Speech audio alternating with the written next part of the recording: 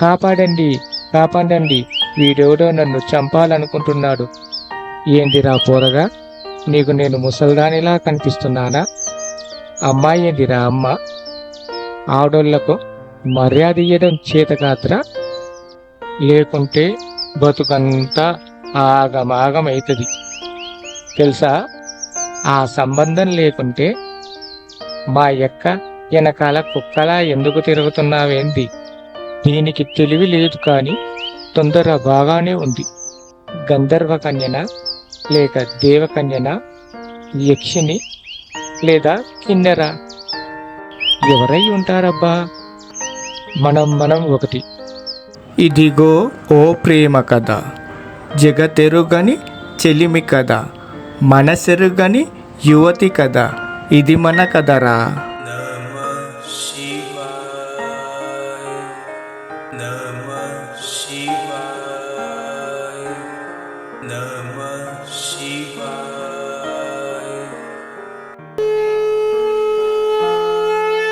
మూర్ఖత్వం కాదు, మూఢత్వం కాదు, ముక్కంటి తత్వం మాది.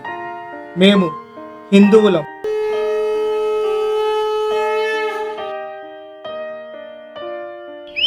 ఆగు తల్లి ఆగు, నువ్వు అలా తొందరపడద్దు. వాళ్ళిద్దరిని చూసి ఉరుకులాడొద్దు. ఆ పోరన్ని కొడితే నీకేమొస్తుంది? గాడేమన్నా నువ్వు మనసు పడ్డోడా లేక మనవాడేటోడా? ఎందుకు ఆడి మీద గట్టా కోపంగున్నావు? అన్నాడు జలధారి. నువ్వెప్పుడు గిట్నే అంటావు? ఎంతసేపని చూసుకుంటూ కూసోవాలే? ఏడుపు వస్తుంది. ఆడుకోడు దాన్ని పోనీయడు అంది జలకన్య. కొద్దిసేపు ఓపిక పట్టు, అంతా సద్దు మణుకుతుంది అన్నాడు జలధారి. అతని మాటలు వినకుండానే అక్కడి నుండి బయలుదేరింది జలకన్య. నీటల్లా ఉరికినట్టు ఉర్కా అంటే ఎట్టా చెల్లి? గంగమ్మ ఒళ్ళు ఎట్టాడినా ఏం కాదు, కాని భూమిపైన మాత్రం చాలా గుట్టుగా ఉండాలి. లేకుంటే బతుకంతా ఆగమాగమైతుంది తెలుసా? అన్నాడు జలధారి. కొండలాగున్నావు, అయినా నీకు గుండె గట్టిగా లేదు. కళ్ళ ముందు ఒక ఆడపిల్ల ఏడుస్తూ కనబడుతుంటే నీతులు చెప్తున్నావు. ఇంతకీ నువ్వు నా అన్నవేనా? అంది జలకన్య. చూడు సెల్లే, నువ్వు తిక్క తిక్కగా మాట్లాడడం ఆపు. గాళ్ళ పంచాయితీ మనకెందుకు చెప్పు? పద, ఇంటికెళ్ళి తర్వాత వద్దాం అన్నాడు జలధారి. నువ్వు పిరుకోడున్నట్టున్నావు. ఆగు, నేనెళ్ళి వాళ్ళ కథ ఏదో తెలుసుకొస్తా అంటూ జలధారి చెప్తున్నా వినకుండా తొందరపడి నది ఒడ్డుకొచ్చింది జలకన్య. నీటిలో నడిచినంత అల్కగా భూమిపైన నడవలేక అవస్థలు పడసాగింది జలకన్య. దీనికి తెలివి లేదు కాని తొందర బాగానే ఉంది అనుకుంటూ నది ఒడ్డున నిలబడి కళ్ళు మూసుకొని మంత్రోచ్చరణ చేశాడు జలధారి. క్షణాల్లో సగం చేప సగం మనిషిగా ఉన్నవాడల్లా పూర్తిగా మనిషిగా మారిపోయాడు. అవస్థలు పడుతూ నడుస్తున్న తన చెల్లి దగ్గరికి వెళ్ళి ఆమె చేతిని పట్టుకున్నాడు జలధారి. కనిపించి కనిపించని వెన్నెల వెలుగులో ఒక మనిషి తన చేతిని పట్టుకోవడంతో భూమిపైన నడవలేక అవస్థ పడుతున్న జలకన్య తన చేతిని పట్టుకున్నది తన అన్నా అని గమనించకుండానే, కాపాడండి, కాపాడండి, వీడెవడో నన్ను చంపాలనుకుంటున్నాడు. ఒరేయ్ అన్నా, ఎక్కడున్నావురా? నీ చెల్లె ఆపదలో ఉంటే ఒంటరిగా వదిలేస్తావా అంటూ అరవడం మొదలుపెట్టింది. జలధరుడికి ఏం చెయ్యాలో తోచని పరిస్థితిలో తన తండ్రి ఆత్మరక్షణ కోసం ఇచ్చిన వస్తువును తన చెల్లెలి తలపైన ఆనించి వెనక్కు జరిగాడు. జలకన్య మామూలు స్త్రీగా మారిపోయింది. తనను తాను చూసుకొని మురిసిపోయింది. జలధారి అక్కడి నుంచి ఒక చెట్టు చాటుకు వెళ్లి నిల్చుని ఎవరికీ తెలియకుండా తన చెల్లిని గమనిస్తూ నిల్చున్నాడు. నేను మనిషిగా మారిపోయాను, నేను మనిషిగా మారిపోయాను అనుకుంటూ చిన్న పిల్లల గెంతులేస్తూ అరుస్తూ అటు ఇటు తిరగసాగింది జలకన్య. ఇదంతా గమనించిన మాయాధరుడు జలకన్య దగ్గరికి వచ్చాడు. మాయాధరుణ్ణి గమనించకుండా గెంతులేస్తూ ఎగురుతున్నదల్లా అతన్ని దగ్గర నుంచి చూసి ఒక్కసారిగా శిల్పంగా నిలుచుండి కనురెప్పలు ఆడిస్తూ తలను చిత్రంగా తిప్పుతూ చిలిపిగా నవ్వసాగింది.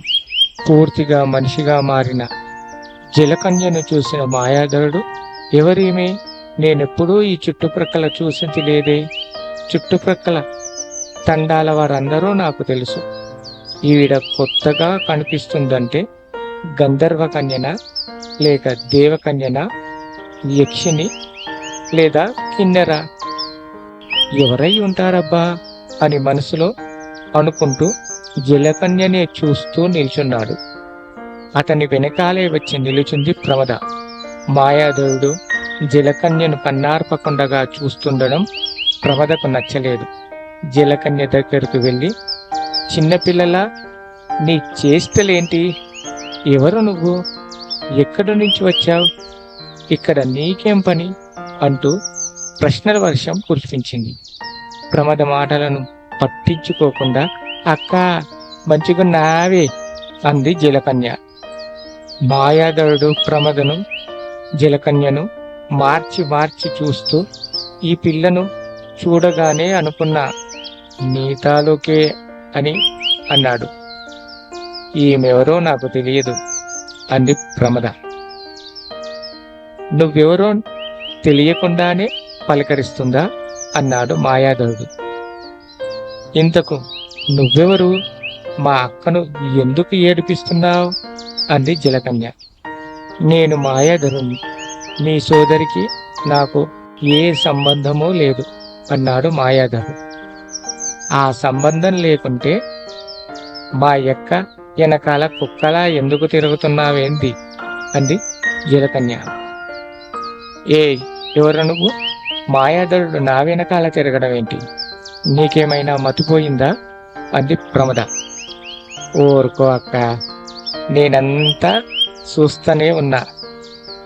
గొప్పటి నుంచి నీ లొల్లి, గీ పోరడు నిన్ను ఆగమాగం చేస్తుంటే ఉండబట్టలేక వచ్చిన అంది జలకన్య.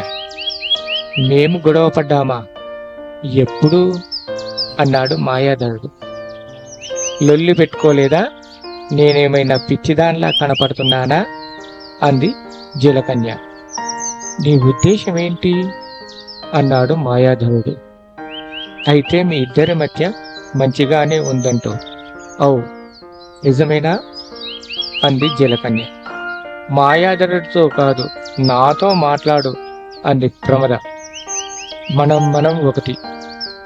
నీతో మాటలేం లేవు, నేనుగా పౌరగాడితోనే మాట్లాడుతా అంది జలకన్య. ప్రమదకు ఆపుకోలేనంత కోపం వచ్చింది. ఆమె ముఖ కవలికల్లో మార్పును గమనించిన మాయాధరుడు వారి వద్దకు వచ్చి, అమ్మా, నీ పేరేంటి? జలకన్యను చూస్తూ అడిగాడు. ఏందిరా పోరగా, నీకు నేను ముసల్దానిలా కనిపిస్తున్నానా? అమ్మాయి ఏందిరా అమ్మ? ఆడోళ్లకు మర్యాద ఇయ్యడం చేతకాత్రా అంది జలకన్య. అమ్మా అనడం కూడా తప్పేనా అన్నాడు మాయాధరుడు. మళ్ళా అమ్మా అంటదు, నీకు కళ్ళు సరిగా కనిపించవా అంది జలకన్య. ప్రమద కేసి చూశాడు మాయాధరుడు.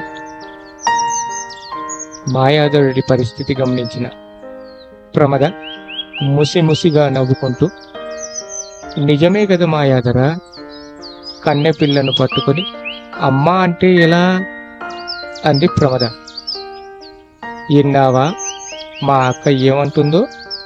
ఇప్పటికైనా ఆడోళ్లకు మర్యాద ఎలా ఇవ్వాలో నేర్చుకో అంది జలకన్య. చిన్నగా నవ్వుతూ జలకన్య కేసి చూసిన ప్రమద, సోదరి, నీ పేరేంటో చెప్పవా అంది ప్రమద. నా అక్కవే కదా, నీ చెల్లి పేరేంటో నీకే తెలియకపోతే ఎలా అంది జలకన్య. ఇదిగో ఆ మాయాదొరుడి మాయలో పడి అంతా మర్చిపోయా అంది ప్రమద. మాయ, నాకు తెలుసు నువ్వు నా పేరు మర్చిపోవని అంది జలకన్య. ఏమన్నావు అంది ప్రమద. మాయ, నా పేరు మాయ అంది జలకన్య.